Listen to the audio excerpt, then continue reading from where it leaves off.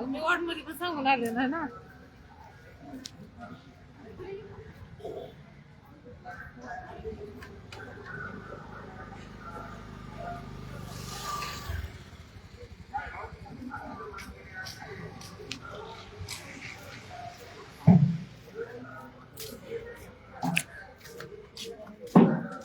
मी जसं म्हटलं होतो की जगदाळे मामा हॉस्पिटल बार्शीमधील एका विशिष्ट योजनेतील अपहार काढणार आहे. गोरगरिबाला न्याय देण्याचा छोटासा प्रयत्न करतोय. आता आपण जगदाळे मामा हॉस्पिटलमध्ये आहोत. या ठिकाणी महात्मा फुले व आयुष्यमान भारत या योजनेचे कार्यालय आहे, जे महात्मा फुले जीवनदायिनी योजनेचाही लाभ देते आणि आयुष्यमान भारत या योजनेचाही लाभ देते. हे जगदाळे मामा हॉस्पिटलमध्ये आहे. आता जरासं आपण थोडं लांब जाऊन बोलणार आहोत, 100 पावलं. ह्यांची व्याप्ती खूप आहे. आवाज येतो खटा खटा खटा खटा. ह्यांचे कुटाने बी आपल्याला पटा पटा पटा बोलायचेत. चला मग थोडंसं दाखवतो.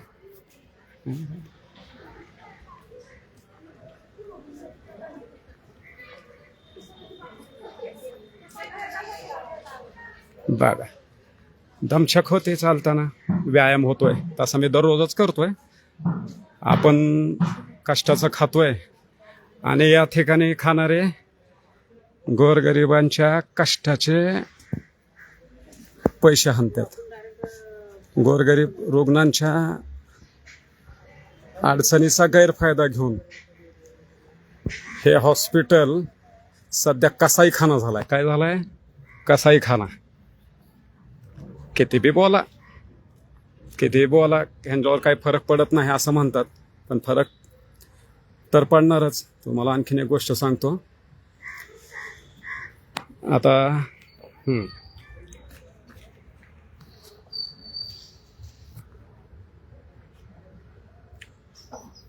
नमस्कार. सर्वप्रथम तुमच्या सर्वांचे अभिनंदन.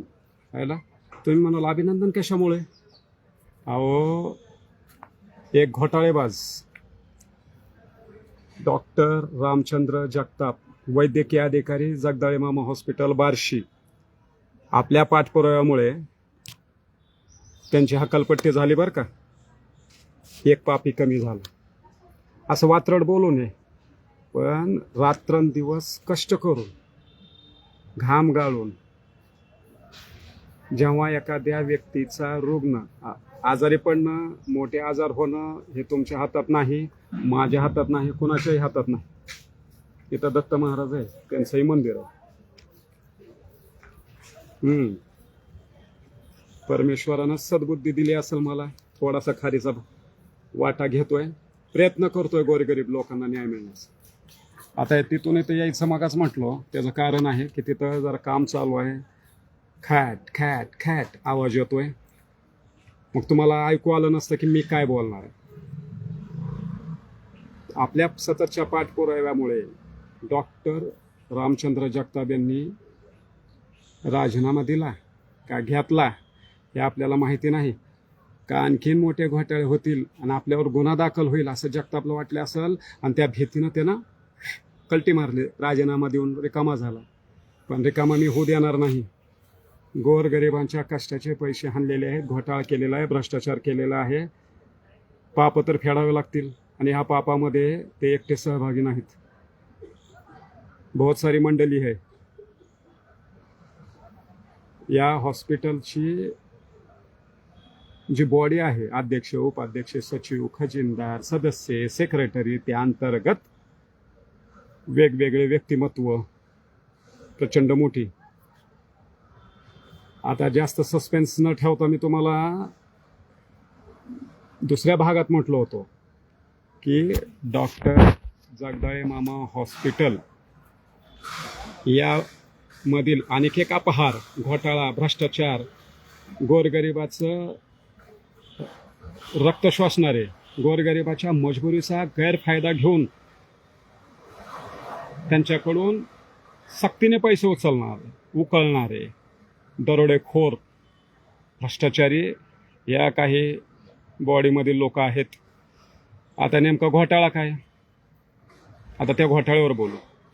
त्या अगोदर मला असं वाटतंय की तुम्ही जे तुमचे नातेवाईक या अगोदर महात्मा फुले जीवनदायिनी योजनेत किंवा आयुष्यमान भारत या योजनेतून लाभ घेतला असेल आणि तुमच्याकडून खूपशी बिलं उकळली गेलेली असेल, नाहीतर तुमच्या रुग्णांचे आम्ही ऑपरेशन करणार नाही, पैसे आत्ताच भरावे लागतात अशी धम दिली असेल, तर त्यांनीही पुढं यावं.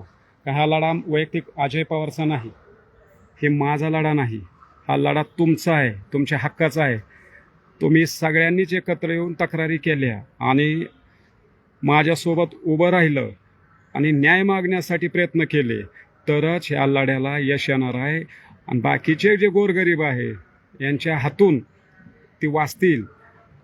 एखाद्या कुटुंबातील करती व्यक्ती किंवा कुटुंबातील व्यक्तीसाठी त्याचे जीव वाचवण्यासाठी सावकाराकडनं कुठूनही पैसे काढून ह्या रुग्णालयात आपला रुग्ण नीट करण्यासाठी दाखल केलं जातं, पण त्याचा गैरफायदा घेऊन, त्याच्या इमोशनचा गैरफायदा घेऊन निर्लज्जपणे, एकदम निर्लज्जपणे घोटाळे केले जातात. इतके व्यवस्थित हिंडतात. मोठ्या मोठ्या गाड्या असतात, खाली मस्त कोट शूज वगैरे सगळं असतं. आता घोटाळ्या बाबतीमध्ये आपण बोलू. महात्मा फुले जीवनदायिनी योजना आणि आयुष्यमान भारत ही योजना खूप वर्षापासून बार्शीतील जगदाळे मामा हॉस्पिटल येथे कार्यरत आहे. आता तुम्ही म्हणाल लोकांच्या कल्याणासाठी योजना आहे, तर ह्याच्यात घोटाळा कसा, अपहार कसा? ते तर सांगतोय ना. एक कशी तुमच्या मजबुरीचा फायदा घेऊन तुमचे खिसे कापतात ते दाखवायचं ना, त्याविषयी बोलायचं. महात्मा फुले जीवनदायिनी योजनेचा नियम असा आहे की ज्या दिवशी एखादा रुग्ण ऑपरेशनसाठी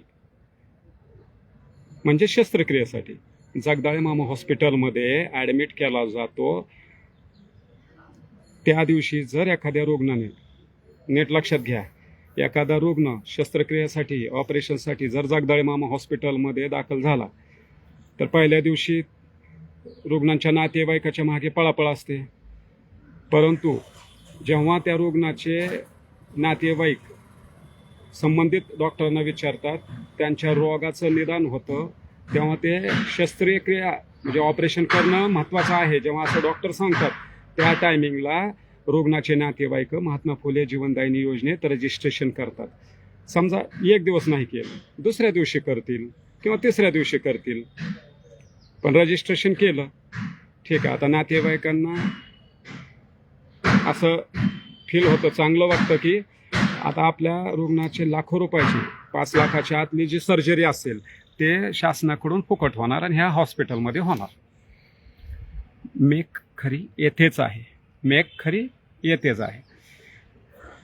जोपर्यंत महात्मा फुले जीवनदायिनी योजनेचे संबंधित शस्त्रक्रियेच्या बाबतीत अप्रूव्हल येत नाही, यात 3-4 दिवस जातात, किंवा एखाद्या रुग्णाची परिस्थिती फिजिकल त्याचं ऑपरेशन करण्यासारखं नसते, म्हणजे ऑपरेशन करण्यासाठी त्याची शारीरिक क्षमता तपासली जाते डॉक्टरांकडून, त्याचे BP वगैरे असतील, मग तपासल्यानंतरच त्याला ऑपरेशनला घेतले जाते.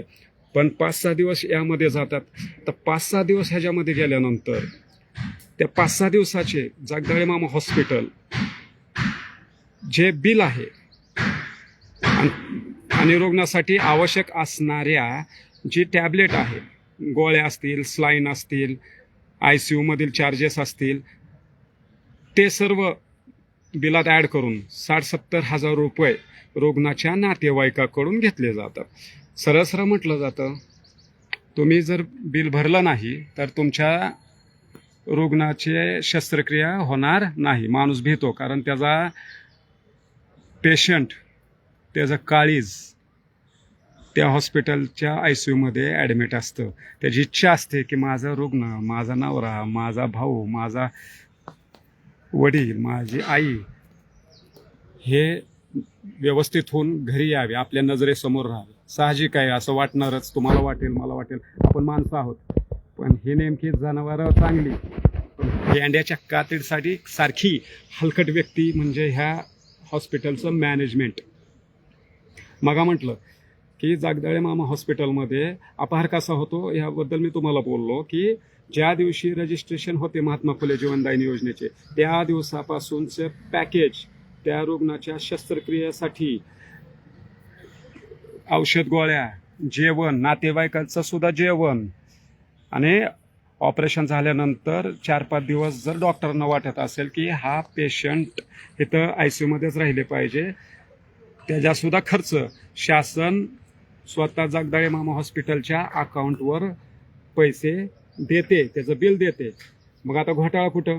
जर पहिलं रजिस्ट्रेशन झाल्यापासून ते ऑपरेशन होईपर्यंत आणि ऑपरेशन झाल्यानंतर काही 5-6 दिवस जेव्हा पेशंटला हॉस्पिटलमध्ये डॉक्टरांच्या अंडर ऑब्झर्वेशनमध्ये ठेवलं जातं तिथपर्यंतचा खर्च म्हणजे रजिस्ट्रेशनपासून ते शस्त्रक्रियापासून जे 4-5 दिवसाचा सुद्धा खर्च असा पूर्ण खर्च महाराष्ट्र शासन जागदाळे मामा हॉस्पिटलच्या अकाउंटवर टाकतं. मग पहिले 5-7 दिवसाचं बिल संबंधित नातेवाईकांकडून हॉस्पिटल का भरून घेतो? इथं घोटाळा. शासनाकडूनही पैसे घेता आणि रुग्णांच्या नातेवाईकाकडूनही पैसे घेता. थोडे साडे बी घेत नाहीत हो. 60-70 हजार 80 हजार जशी शस्त्रक्रिया जशी रुग्णाची परिस्थिती क्रिटिकल असेल त्या पद्धतीनं बिल घेतलं होतात. म्हणजे रुग्णांकडून पण पैसे घ्यायचे, सरकारकडून पण पॅकेज घ्यायचं. म्हणजे घोटाळा नाही तर काय. आता सांगतो यांना आपण तक्रारी दिल्या की म्हणतात नाही हे हॉस्पिटल कसं पहिल्या व्हिडिओमध्ये म्हटलोय की हॉस्पिटलचा डोलारा मोठा आहे, हॉस्पिटल चाललं पाहिजे, असं चाललं पाहिजे, तसं चाललं पाहिजे, सोयी सुविधा मिळाल्या पाहिजे. खाजगी हॉस्पिटल बघा किती पैसे घेतात, सोलापूर पुण्याला बघा ह्या ऑपरेशनचं बिल 1,00,000-5 लाख झालं असतं, आम्ही ते स्वस्तात करतो. अरे पट्ट्या वारे पट्ट्या, कितीही खाल्लंय, कुठंही खाल्लंय, कसंही खाल्लंय तरी अजून मागतंय गावरान कोंबडं घोटाळ्याचं. जागदाळे मामा हॉस्पिटलच्या बॉडीला लय टेस्टीच लागतंय घोटाळ्याचं म्हणतो. किती बी येऊ द्या, किती बी खातो. आढ्यारे आहेत, पोट आहेत का काय किती बी खायचं. बघाच घोटाळ्याचं असलं की असंच असतं. फुकटची मालमत्ता असली, फुकटचं हाणायचं, लोकांचं रक्त शोषून पैसे कमवायचं म्हणलं की असंच असतं. असं म्हणतात की भगवंतामध्ये अति चालत नाही. दत्त महाराजांनाही प्रार्थना आहे हा अन्याय दूर करा. ह्या जागदाळे मामा हॉस्पिटलमधील अध्यक्ष असतील डॉक्टर यादव साहेब, उपाध्यक्ष असतील, खजिनदार असतील, सचिव असतील, हे सर्व मंडळी मिळून ह्या घोटाळ्यात लक्ष घालतील का ह्यांच्याच मर्जीने हे घोटाळे होतात? लोकांचं तर असं म्हणणं आहे की यांच्याच वरदहस्तामुळे, ह्यांच्या आशीर्वादामुळे हे घोटाळे होतात. आणि मग आता मी काय केलं? साधं गणित आहे. मी काय केलं मी तुम्हाला सांगतो.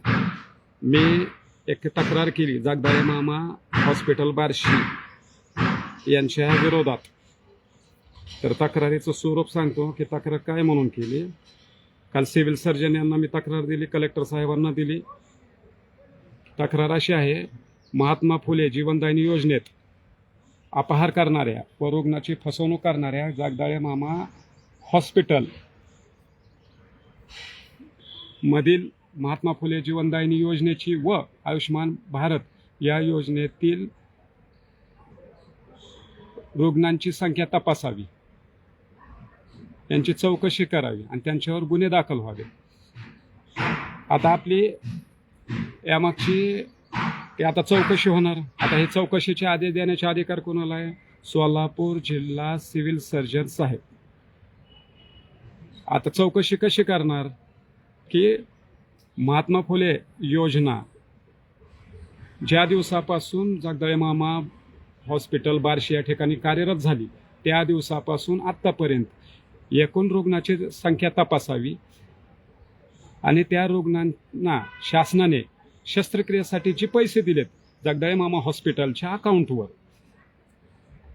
त्या एकूण रुग्णाची संख्या तपासावून त्याची आकडेवारी जाहीर करावी. तसेच त्याच रुग्णांकडून जागदाळे मामा हॉस्पिटलने 4-5 दिवसाची आधीची जे 4-5 दिवस असतात रजिस्ट्रेशन केल्यानंतर आणि अप्रूव्हल येईपर्यंतची त्याचेही बिलं भरून घेतलेली आहे जगदाळे मामा हॉस्पिटलने, त्या बिलांचीही चौकशी व्हावी. कारण हे महत्वाचं आहे. कारण तुम्ही रुग्णांकडूनही पैसे घेता जगदाळे मामा हॉस्पिटलवाले, आणि शासनाकडून बी पैसे घेता आणि म्हणता हे तसं नाही, अप्रूव्हल आल्यानंतर योजनेचा लाभ तुम्हाला भेटेल. पण परिस्थिती तशी नाही. अप्रूव्हल आल्यानंतर योजनेचा लाभ भेटत नाही, पण ज्या दिवशी रजिस्ट्रेशन झाले तुम्हाला मेसेज येतो त्या दिवसापासूनच रुग्णाला त्या योजनेचा लाभ मिळतो. ही शासनाचा नियम आहे, माझा नाही. आता आपली मागणी काय आणखीन एकदा वाचून दाखवतो. जेव्हापासून महात्मा फुले जीवनदायिनी योजना जगदाळे मामा हॉस्पिटलमध्ये सुरू झाली तेव्हापासून आजपर्यंत जगदाळे मामा हॉस्पिटलची चौकशी करावी व त्या रुग्णाच्या नातेवाईकाकडूनही पैसे भरून घेतलेल्या लोकांची चौकशी करावी. आणि दोषी आढळणाऱ्या हॉस्पिटलवर, दोषीच आहे तो हे लय बेकार आहे, एवढे बेकार की सांगू नका. डुक्कर खायचं सोडतं का? वात्रटा शब्द वाईट वाटतं. गोरगरिबाच्या कष्टाचा आणि घामाचा पैसा हाणतं. डुक्कर काय खातं? तुम्हाला एक गोष्ट सांगतो लाईव्हच्या माध्यमातून. एका राजाने एक दिवशी काय झालं, एकदम पांढरं डुक्कर चरत होतो एका गावामध्ये, आणि त्या राजांना माहितीच नव्हतं की हे नेमका प्राणी कसला आहे. त्यांनी प्रधानाला, प्रधानजी हे अबलोक सुंदरसा पांढरा फेक प्राणी मला पाहिजे. प्रधानजी, महाराज अहो ते हे मला माहिती नाही. महाराज अहो ते आया मला माहिती नाही का, बघू तुमच्याकडं. प्रधान भेले, जायला म्हणले कशाला उगाच, मग घेऊन गेले आबलुकाला, ठेवलं.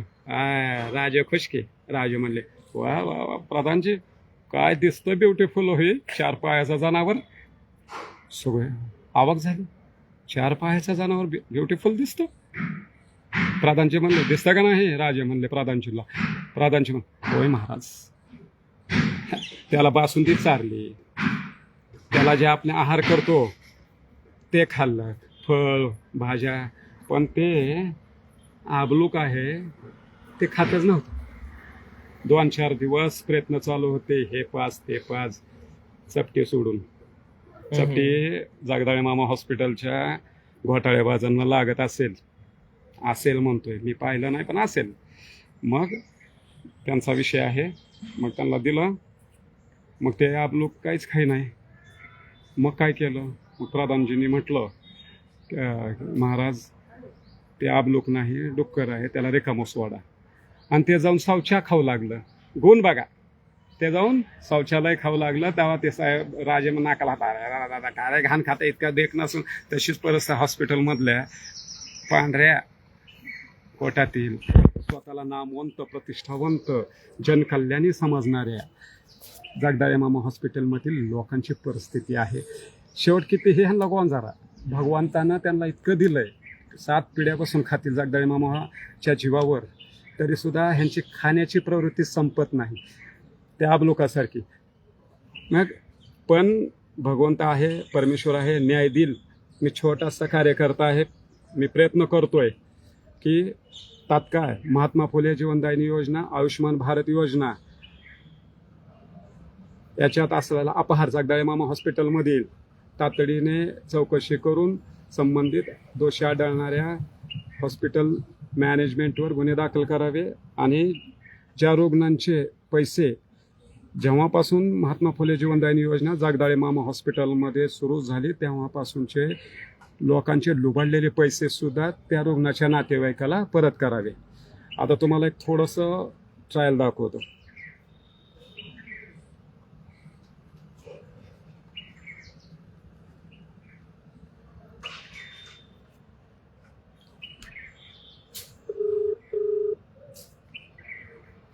महात्मा ज्योतिबा फुले आणि प्रधानमंत्री जन आरोग्य योजनेमध्ये आपले स्वागत आहे. महाराष्ट्र राज्यासाठी 1 दावा, अन्य राज्यों के लिए 2.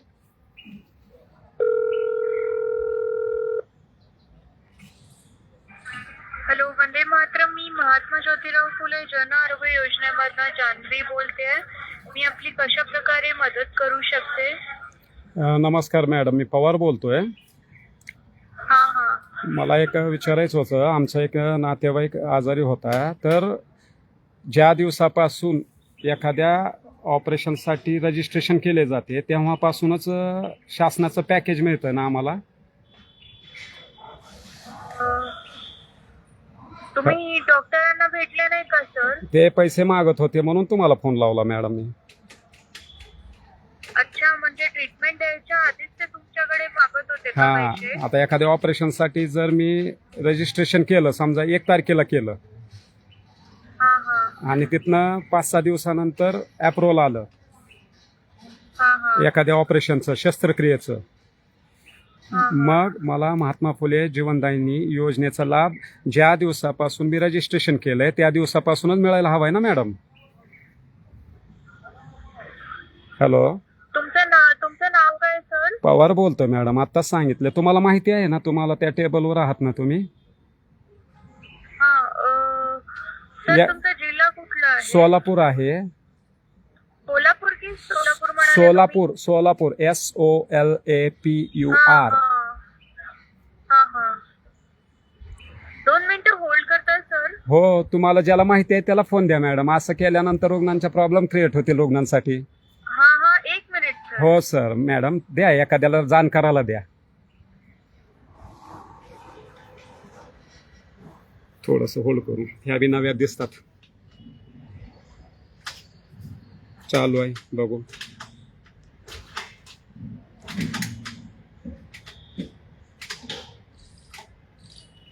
कट झाला वाटतं. जरा आणखीन एकदा ट्राय करू.